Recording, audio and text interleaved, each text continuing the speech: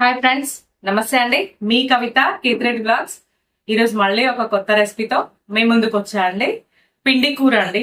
మనం పిండి కూర తినడం వల్ల మన కిడ్నీ స్టోన్స్ కి బాగా యూజ్ అవుతుందండి. మనకి ఎంత లావ్ సైజ్ అయినా కూడా రోజు ఒక గ్లాస్, 2 గ్లాసులు వాటర్ పోసేసి ఒక గుప్పెడు పిండి కూర వేసేసి మరిగించుకొని ఒక గ్లాస్ అయిన దాకా తర్వాత వడపోసుకొని డైలీ ఒక 31 days తాగితే మనకి కిడ్నీలో స్టోన్స్ అనేవి పోతాయండి.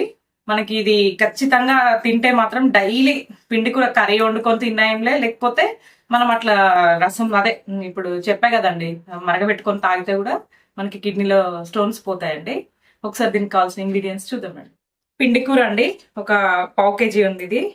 దీనికి కావాల్సింది ఆయిల్, పోపు సామాన్ అండి, ఎండుమిర్చి అండ్ పోపు సామాను, కరివేపాకు, ఉప్పు, కారం. నేను ఈ కందిపప్పుని ఒక 1 hour నానబెట్టి పెట్టుకున్నాను. ఇది పొడి కూరకి మాత్రమే. అండ్ ఉల్లిగడ్డ, పసుపు, తర్వాత అల్లం వెల్లిపాయ పేస్ట్, ధనియాల పొడి అండి. అంతే అండి దీనికి కావాల్సిన ఇంగ్రీడియంట్స్. స్టవ్ వెలిగించండి. ఒక 2 స్పూన్స్ అండ్ 3 స్పూన్స్ ఆయిల్ వేస్తున్నాం. ఇది వేడయ్యాక పోపు గింజలు వేద్దామండి. ఎండుమిర్చి, జీలకర్ర,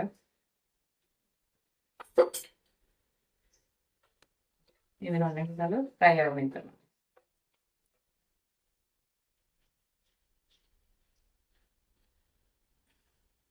నాకు కిడ్నీ స్టోన్స్ అండి, ఇటు 4 ఉండే, ఇటు 6 స్టోన్స్ ఉండే అండి, 2 sides. నేను ఈ పిండి కూర రసం రోజు ఒక 31 days తాగా అండి. తాగిన తర్వాత నాకు అసలు పోయినాయండి, ఇప్పుడు లేవు అసలు. అన్ని స్టోన్స్ ఉన్నాయి అసలు. కానీ ఈ పిండి కూర వల్ల స్టోన్స్ అన్ని పోయినాయండి నాకైతే. నేను ఇంకా మళ్ళీ మెడిసిన్ కూడా వాడలే అండి, ఇదే కంటిన్యూషన్, ఇదే చేసేసాను నేను. ఓకే అండి, ఇది మంచిగా ఫ్రై అయింది. ఆనియన్స్,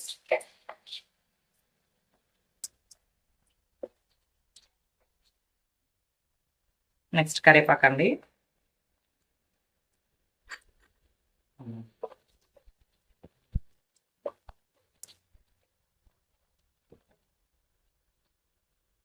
నెక్స్ట్ కందిపప్పు అండి. పోపులోనే వేస్తున్నా. ఇది ఎక్కువ అవసరం లేదు, ఆల్రెడీ నానబెట్టా, పొడి పొడిగానే ఉండాలి.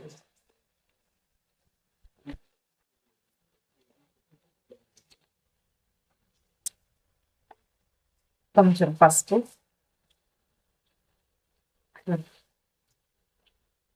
2 minutes మూత పెడుతున్నాండి.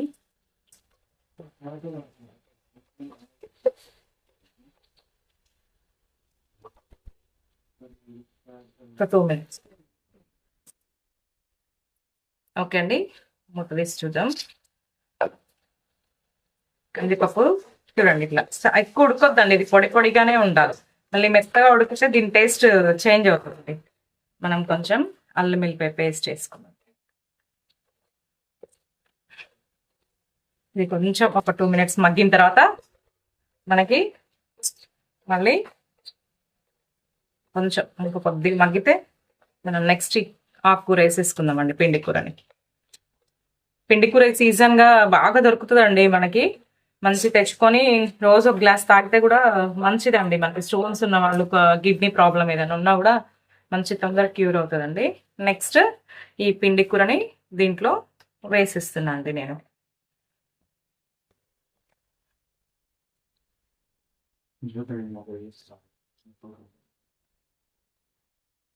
ఓకే అండి, మంచి మూత పెట్టేస్తే మంచి వాటర్ వచ్చేస్తుంది. ఇప్పుడు ఇది మనం ఒక 2 minutes ఇట్లనే ఉంచేసి మూత పెట్టి పెడదాం. పప్పులు ఉన్నాయి కదా, ఇలా వేస్తాం. మంచి మూత పెట్టి పెడదామండి. వాటర్ వచ్చేసి మంచిగా కుక్ అయిపోతుంది. ఓకే అండి, ఒకసారి మూత తీసి చూద్దాం. చూడండి, మనం కూర అది పైకి పెట్టినప్పుడు ఎంత పైకి ఉండే కదండి, చూడండి మొత్తం ఎట్లా అయిపోయింది, కొంచెమే అయింది చూడండి. ఈ ఆకుకూర ఏదైనా అంతే అండి, మనం వేసినప్పుడు చాలా అనిపిస్తుంది, పెట్టినప్పుడు మనం కట్ చేసేటప్పుడు కానీ ఏదైనా, తర్వాత ఉడికితే ఎంత కాదండి, కొంచెమే అవుతుంది.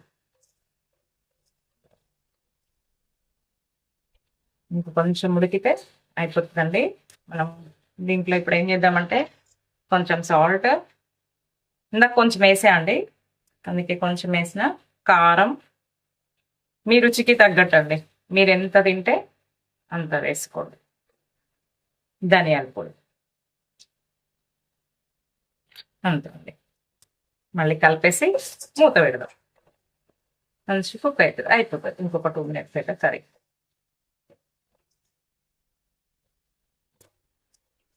ఓకే అండి, మూత పెట్టేస్తున్నాయి. ఇంకా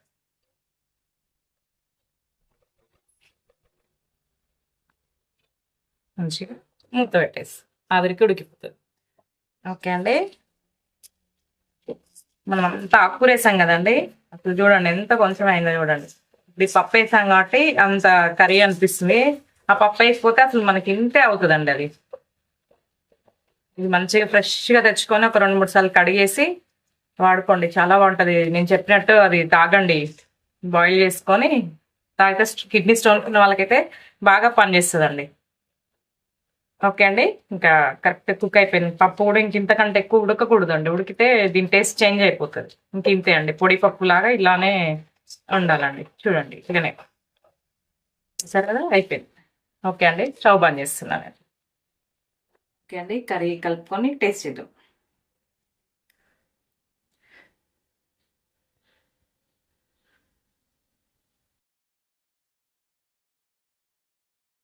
పిండి కూర వల్ల చాలా హెల్త్ బెనిఫిట్స్ ఉన్నాయండి మనకి, మెయిన్ కిడ్నీకి అండి. ఈ సీజన్లో మనకి ఏమంటారు, మనం ఎరువు ఏది వేయకుండా సహజ సిద్ధంగా పండే పంట అండి ఇది. మంచి మనం తెచ్చుకొని వారంలో ఒక 2-3 సార్లు తిన్నా కూడా చాలా మంచిదండి. సీజన్ వైజ్ గానే దొరుకుతుంది కదా ఇది మనకి. ఓకే అండి, టేస్ట్ చేద్దాం.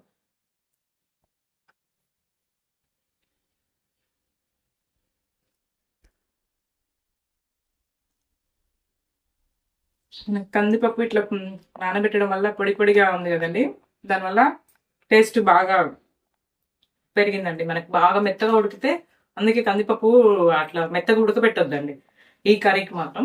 కొన్ని పొడిపప్పు అంటాం కదా, అట్లా కొంచెం నానబెట్టి పోపులో వేసేసాం అనుకోండి మంచిగా ఉడికిపోతుందండి. ఓకే అండి, అన్ని ఇంగ్రీడియంట్స్ కరెక్ట్గా సరిపోయాయండి. ఓకే అండి, థ్యాంక్ యూ అండి, బై బై అండి. నెక్స్ట్ రెసిపీతో కలుద్దామండి. షేర్ చేయండి, లైక్ చేయండి, కామెంట్ చేయండి, సబ్స్క్రైబ్ చేయండి ప్లీజ్ అండి. కామెంట్ మాత్రం నాకు కామెంట్ బాక్స్లోనే యూట్యూబ్లో దాంట్లోనే పెట్టండి, నాకు పర్సనల్గా కాకుండా అండి. ఇంకోటి అండి, మాకు ఆల్రెడీ 1K అయిందండి, 1K కూడా దాటింది. థ్యాంక్ యూ అండి, మీ అందరి అభిమానంతో, మీ అందరి సపోర్ట్తో కూడా నేను ముందుకు వెళ్తున్నా అండి. అందరికీ ధన్యవాదాలండి. Thank you.